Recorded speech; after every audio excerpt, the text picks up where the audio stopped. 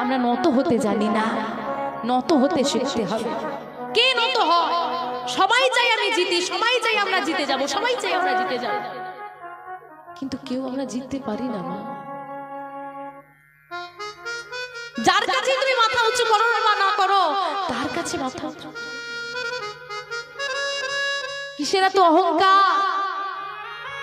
এই দেহ নিয়ে অহংকার, এই রূপ নিয়ে অহংকার, এই অর্থ নিয়ে অহংকার, এই বিষয় সম্পত্তি প্রতিপত্তি নিয়ে অহংকার, এই জ্ঞান নিয়ে অহংকার। আরে কি হবে? কোথায় যাবে সেই জ্ঞান? যেদিন তুমি শয্যাশায়ী হয়ে যাবে, যেদিন তুমি বৃদ্ধ হয়ে মৃত্যু শয্যায় থেকে নিজের পুত্রকেও চিনতে পারবে না, সেদিন জ্ঞান কোথায়? বর্ণের অহংকার করছো, আমি ব্রাহ্মণ তাই কারোর কাছে আমি মাথা নত করবো না। মুচি হয়ে শুচি হয় যদি কৃষ্ণ ভজে, শুচি হয়ে মুচি হয় যদি কৃষ্ণ। তুমি যত বড় বংশেরই মানুষ হও না কেন, তোমার যদি মধ্যে যদি আচরণ না থাকে, তোমাকে কেউ সম্মান করবে না। রূপ নিয়ে অহংকার করছো, রূপ তো ক্ষণিকের মা। আপনি বললেন বৃদ্ধ হলে তখন অহংকার করবো না, এখন বয়স আছে অহংকার করি। বৃদ্ধ হতে হবে না, ভগবান নাই করুক, ব্যাধিতে যদি তোমার রূপ চলে যায়, ক্ষণিকে। যে তোমাকে অর্থ উপার্জন করার ক্ষমতা দিয়েছে, সে চাইলে 1 সেকেন্ডে ধুলাই মিশবে।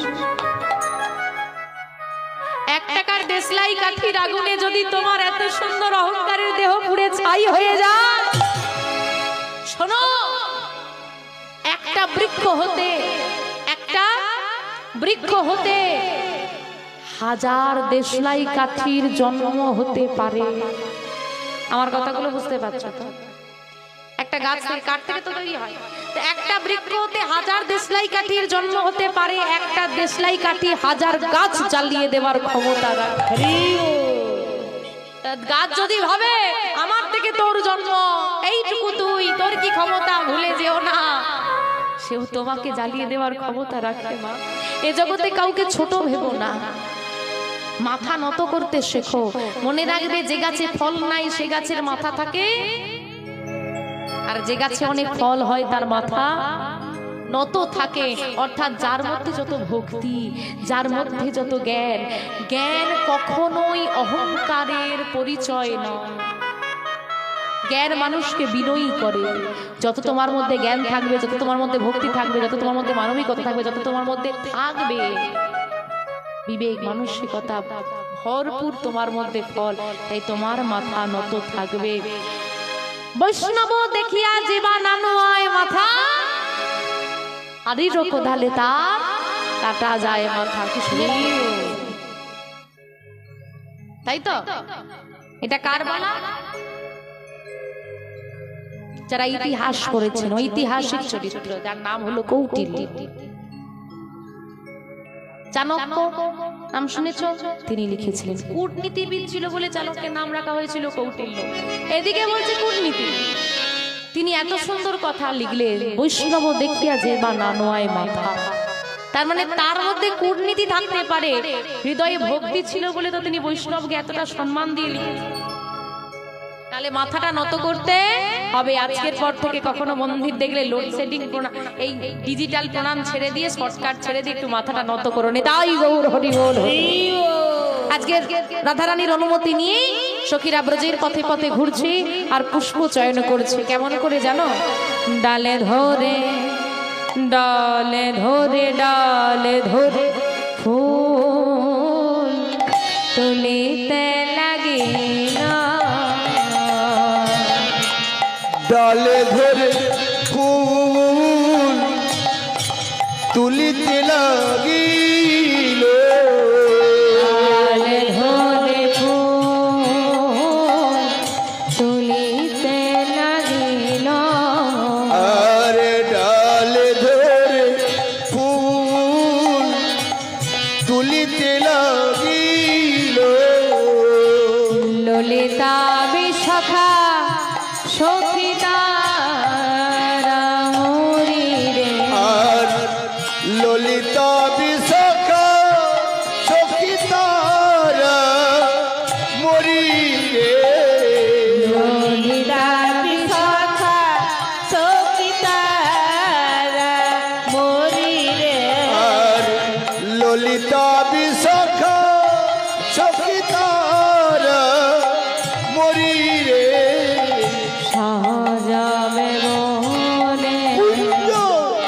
সাজাবে বলে সাজাবে বলে কুঞ্জ সাজাবে বলে মনের মতো পুষ্প কুঞ্জ সাজাবে বলে মনের মতো পুষ্প তুলে কুঞ্জ সাজাবে বলে মনের মতো করে পুষ্প চয়ন করি আমার বিনোদিনীর কাছে নিয়ে এসে বলছে, দেখ বিনোদিনী দেখ, তোর বধুর জন্য কত সুন্দর পুষ্প চয়ন করেছি। আজকে বিনোদিনী আমার পুষ্পগুলোকে দেখে বক্ষ মাঝে জড়িয়ে ধরে বলছে, ললিতে যদি পর জন্ম বলে কিছু পাই সে জন্মে যেন আমি পুষ্প হতে পারি।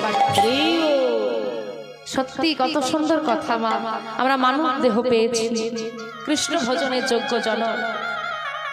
কিন্তু রাধারানী আজকে বলছে যদি পরজনম বলে কিছু পাই সেখানে যেন ফুল হতে পারি। তা রাধে এত জনম থাকতে ফুল কেন?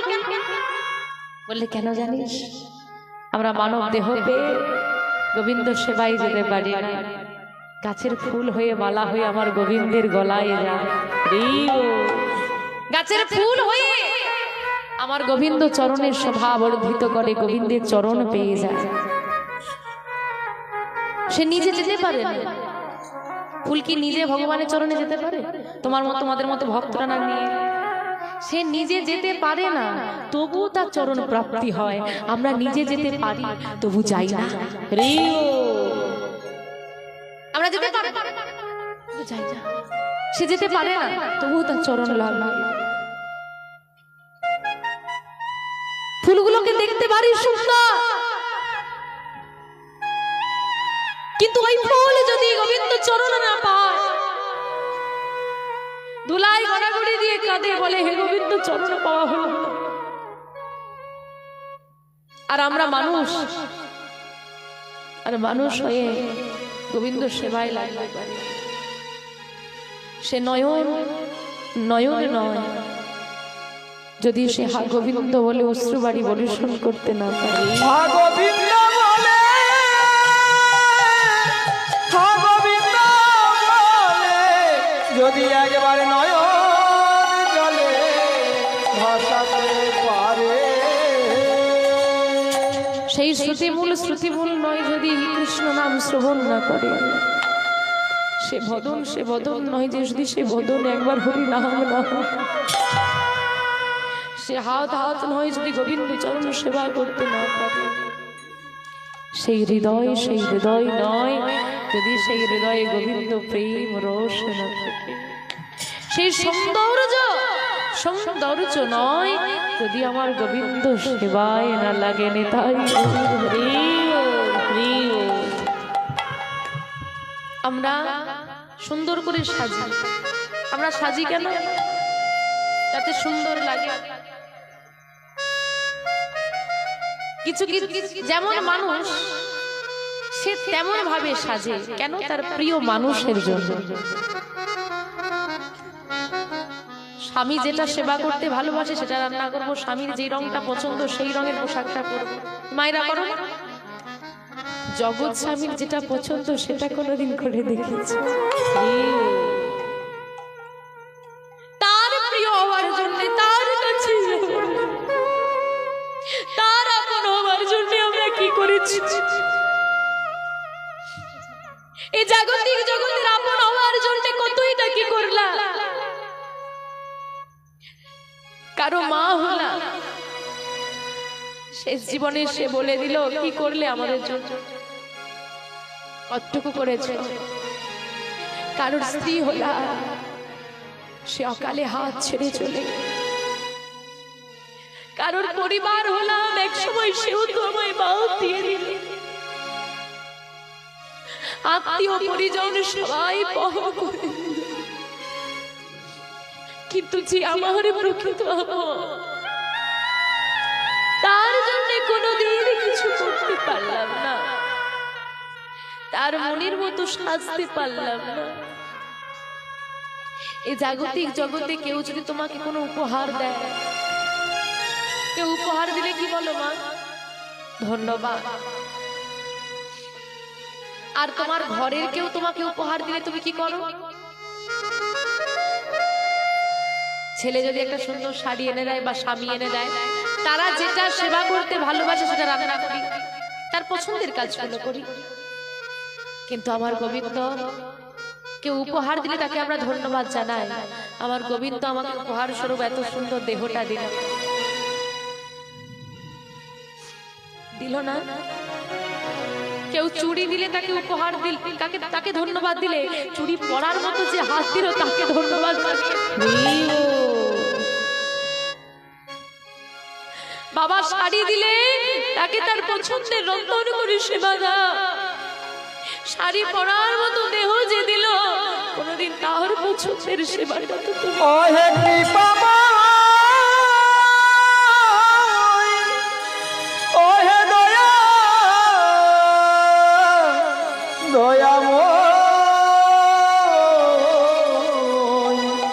ও হে করুণাময়, ও কৃপাময়। যারা ছিল ক্ষণিকের আপন, আমরা জানি যারা থাকবে না আমাদের কাছে, তাদেরকে আঁকড়ে ধরে সারা জীবনটা কাটাতে চাইলাম। যারা অস্থায়ী তাদেরকে স্থায়ী ভেবে নিলাম, কিন্তু যে প্রকৃত আপন তাকেই আমরা ভুলে গেলাম। তাই বলছি মাগো, এই দেহটা ভগবান সুন্দর করে সাজিয়ে দিয়েছে অন্যের জন্য, নিজেকে উৎসর্গ করার জন্য নয়। এই দেহটা গোবিন্দ এই কারণে সুন্দর করে সাজিয়েছে, কান ভালো দিয়েছে, চোখ ভালো দিয়েছে, মুখ ভালো দিয়েছে। কেন জানো? যাতে তোমার গোবিন্দ সেবা দিতে কোনো অসুবিধে না হবে। আর কৃষ্ণ নাম না বললে, কৃষ্ণ নাম না শুনলে তার দুর্গতি কেমন হবে? মহাভারতে বললেন, কুরুক্ষেত্রের যুদ্ধের পর অর্জুন ভগবান শ্রীকৃষ্ণকে ডেকে বলছে, সখা কৃষ্ণ বলো অর্জুন, এই যুদ্ধে শুধু যে দোষীদের প্রাণ গেছে তা তো নয়, অনেক নির্দোষীর প্রাণ চলে গেছে। আমার অনেক পাপ হয়েছে, আমি আমার এই পাপ ক্ষয় করার কারণে আমি গঙ্গা স্নান করতে চাই। ভালো কথা বলেছে না? কৃষ্ণ অর্জুনের কে হয়? কে হয়? সখা। সখা হয়ে অর্জুনের কাছে কি কাজ করত?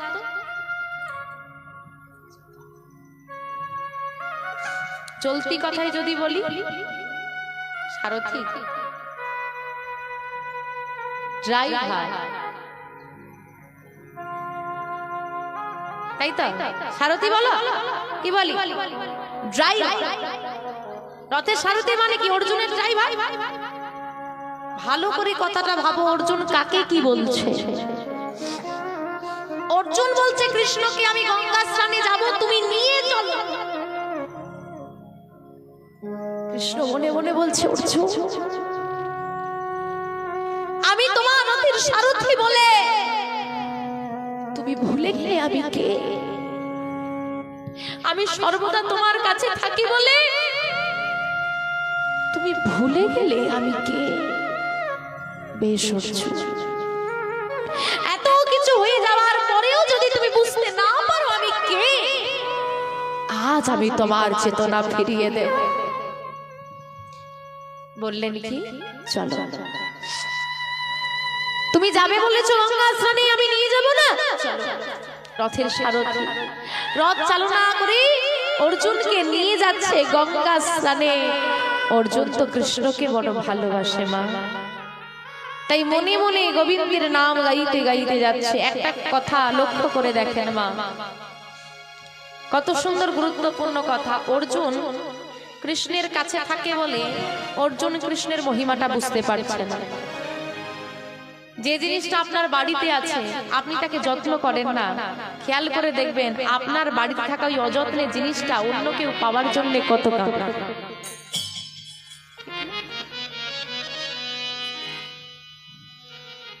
এটাই হচ্ছে বাস্তব। আমাদের ঘরের ঠাকুর গৌর হরি, ঘরের ঠাকুর বলেই আমরা মর্যাদা দিই। কতজন চেনে গোরাচাঁদকে? কিন্তু চেয়ে দেখো যারা বিদেশি, যাদের ঠাকুর ঘরের ঠাকুর নয় গোরাচাঁদ, তারা আবার গৌরাঙ্গ মহাপ্রভুকে পাবে বলে ঘর ছেড়ে দিয়েছে, দেশ পরিত্যাগ করে দিয়েছে। আমি কিন্তু কাউকে ছোট করার জন্য কথাগুলো বলছি না। একটা ছোট জিনিস পরীক্ষা করে দেখবেন, মহাপ্রভুর প্রকৃত নাম কি? প্রকৃত নাম গৌর হরি, গৌরাঙ্গ আর নিমাই। আর এবার আপনাদেরকে বলি, গৌর, গৌরাঙ্গ, নিমাই, মহাপ্রভু, চৈতন্য, অনেক। আমার প্রশ্নটা অন্য জায়গায়। লোহা ভাঙা, টিন ভাঙা, সোনা মোনা টোনা অনেক নাম। বার্থ সার্টিফিকেটে একটাই নাম থাকে, সেখানে তো লোহা ভাঙা টিন ভাঙা যুক্ত হবে না। আমার মহাপ্রভুর এরকম একটা নামকরণ করা হয়েছিল, সেই নামটা কি?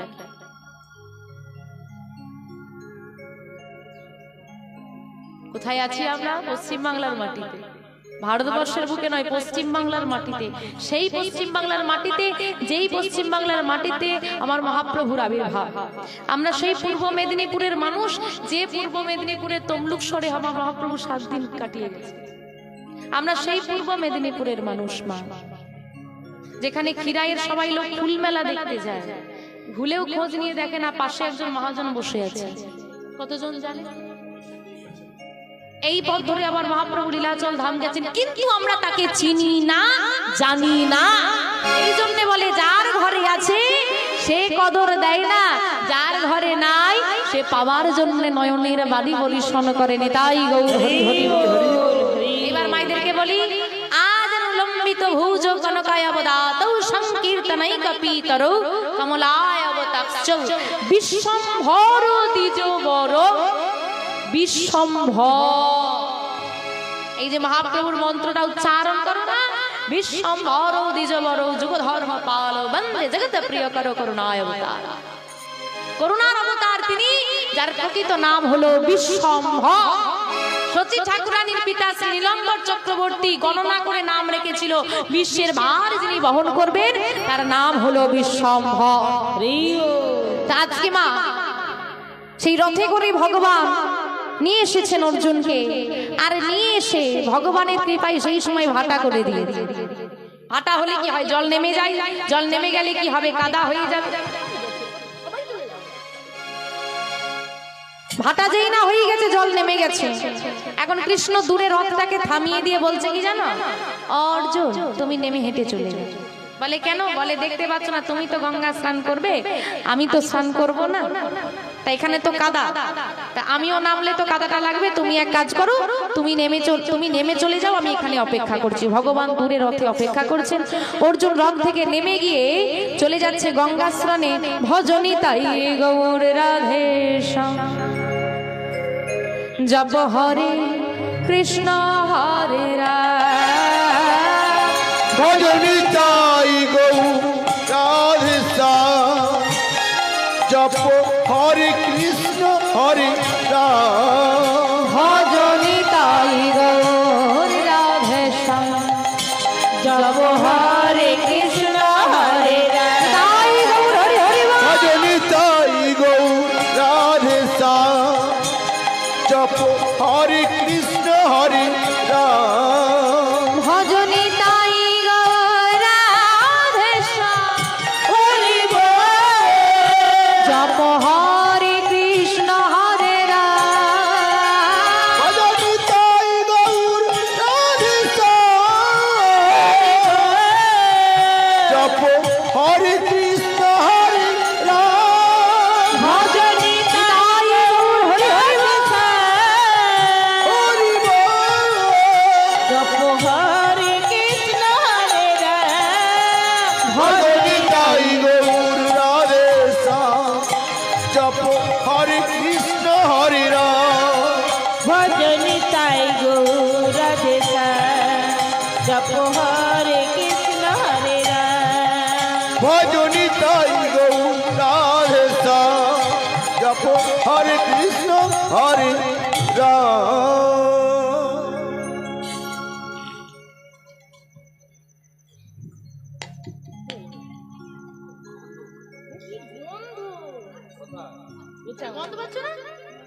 ও তোমরা একটা গন্ধ পাচ্ছ না?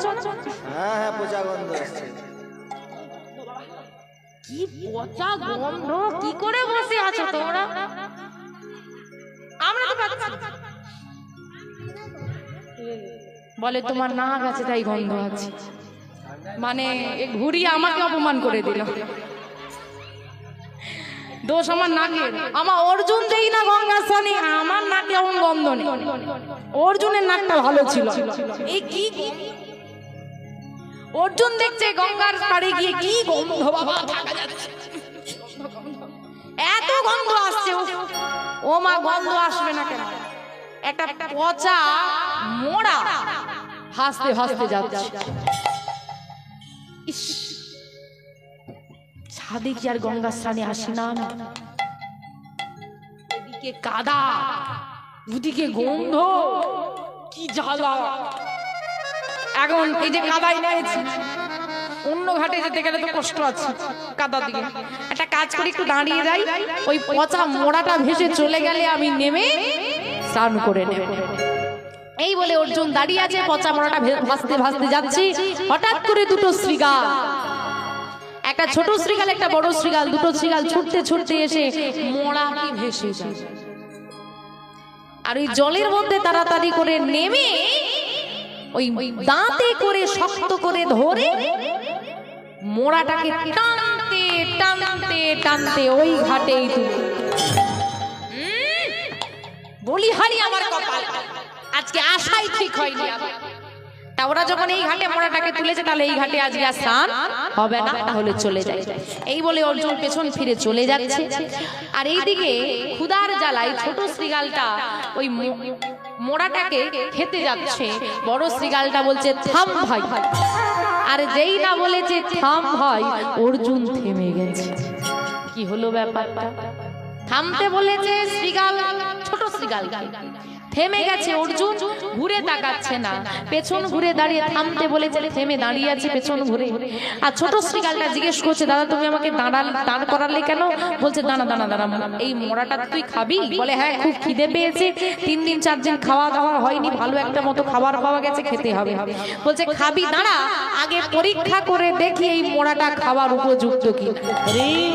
অর্জুন মনে মনে হাসছে, বাহ, একে গলা পচা মোড়া, তার আবার খাবার উপযুক্ত কিনা, ভালো আবার মন্দ কিনা বিচার করতে। একটা শৃগালও বাবা সেবা করে, ভালো মন্দ বিচার করে। মানুষের আর ভালো মন্দ বিচার, মানুষ যা পায় সেটাই তার কাছে ভালো হয়ে যায়। তা দাদা ঠিক আছে ঠিক আছে, বিচার করবে, পরীক্ষা করবে, যা করার তাড়াতাড়ি করুক, ক্ষুধা আমি আর ধরে রাখতে পারছি না, ধৈর্য হচ্ছে না, তাড়াতাড়ি না।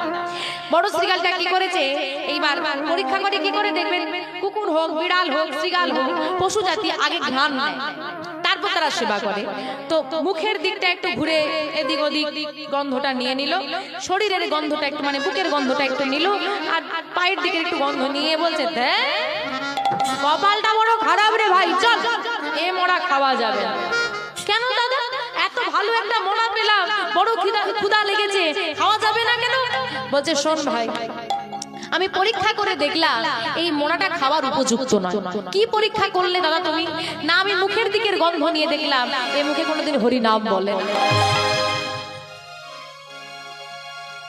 হরি নাম কোনোদিন শোনে না, তাহলে মুখের দিকটা খাওয়া যাবে না। ঠিক আছে, খাওয়া যাবে না, শরীরটা তো ভালো। বলছে হ্যাঁ, আমি ওটাই ভেবেছিলাম যে শরীরটা ভালো, মুখটা বাদ দিয়ে খেয়ে নেবো। দেখলাম হৃদয়ে মানে বুকে গন্ধ নিয়ে দেখলাম কোনোদিন সাধুগুরু বৈষ্ণবকে আলিঙ্গন করে। আরে দাদা তা নয়, হলো না, পায়ের দিকটা একটু খেলে কি হয়? বলে ওটাই তো দেখতে গেলাম। এ কোনোদিন মানব জাতি চরণ পেল, তীর্থে তীর্থে ভ্রমণ করে না, সাধু সঙ্গ করে না, তাই এর চরণের দিকটাও খাওয়া যাবে না। ওর ভাল লাগে না, কি হবে আর? চলো, দুই ভাই মন খারাপ করে চলে যাচ্ছে।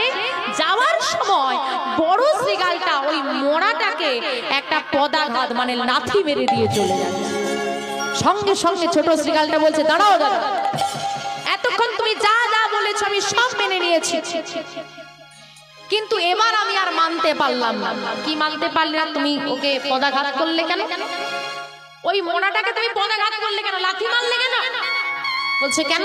তোকে তো বললাম আমরা শ্রীগাল হয়ে পশু জাতি হয়ে আমরা ভগবানকে চিনলাম, বুঝলাম কৃষ্ণ ভজনের যোগ্য জন, দুর্লভ মানব জন্ম লাভ করে কোনোদিন ভগবানের নাম বলে না, কোনোদিন ভগবানের নাম শোনে না, সাধু সঙ্গ করে না, তীর্থ ভ্রমণ করে না, এই হচ্ছে মহাপাপ। শুধু পাপী নয়, এর মতো পাপীকে পদাঘাত করাই উচিত। বলছে দাদা যতই বড় বড় কথা, ও মরা বলে তুই লাথি মারতে পারবি, যতই বড় পাপী হোক যদি বেঁচে থাকে। মরে গেছে বলে লাথি মারলে কিছু বললো না, বেঁচে থাক, বেঁচে থাকলে লাথি মারা যেত। বলছে শোন ভাই, মানব দেহ পেয়ে যদি কেউ ভগবানকে চিনতে না পারে, বুঝতে না পারে, তার মতো মহাপাপীকে পদাঘাত করতে আমি দ্বিতীয়বার ভাবি না, সে মরা হোক বা জীবন। না না না না, ওটা তো বললে হবে না দাদা, তুমি মরা বলে পদাঘাত করলে, জীবন্ত হলে করতে? বলে হ্যাঁ করতাম। বলে বেশ, তাহলে এতক্ষণ তুমি মরা পাপী দেখেছো, আমি যদি তোমাকে জীবন্ত মহাপাপী দেখাই? বলছে কই দেখা? বলে দেখবে তো অমাইরা, তোমরা দেখবে তো? কোথায় বলো দেখি? ওই দেখো দাদা, পেছনে ঘুরে দাঁড়িয়ে দাঁড়িয়ে আমাদের কথা শুনছে। ভাই চুপ কর, চুপ কর, সর্বনাশ করেছে সর্বনাশ। কি বলছিস কি তুই? তুই জানিস তুই যাকে কথাটা বলছিস সে কে? বলে কেন জানবো না কেন? আমি চিনি, আমি জানি। কে বল দেখি? বলে পঞ্চ পাণ্ডবের তৃতীয় পাণ্ডব অর্জুন। ভাই চুপ কর, চুপ কর। আর অর্জুন তো বাবা দাঁড়িয়ে দাঁড়িয়ে শুনছিল। যেই না শুনেছে অর্জুনকে মহাপাপী বলেছে, সঙ্গে সঙ্গে অর্জুন ছুটে এসেছে। এত বড় দুঃসাহস! মূর্খ পশুজাতি শ্রীগাল হয়ে তুই আমাকে পাপী বলিস? এক্ষুনি আমি তোকে হত্যা করব। অর্জুন ঠাকুর রাগ করলেন, বুঝি রাগ করলেন মানে তোর সাহস কি করে তুই আমাকে পাপী বলিস? জানিস আমি কে? আমি তোর প্রাণ নিয়ে নিতে পারি, জানিস আমার কত ক্ষমতা? জানি। আপনি আমার প্রাণ নিয়ে নেবেন? বলে হ্যাঁ তোর প্রাণ নিয়ে নেবো। বেশ নিয়ে নিয়ে অমর কে? সবাইকেই তো মরতে হবে।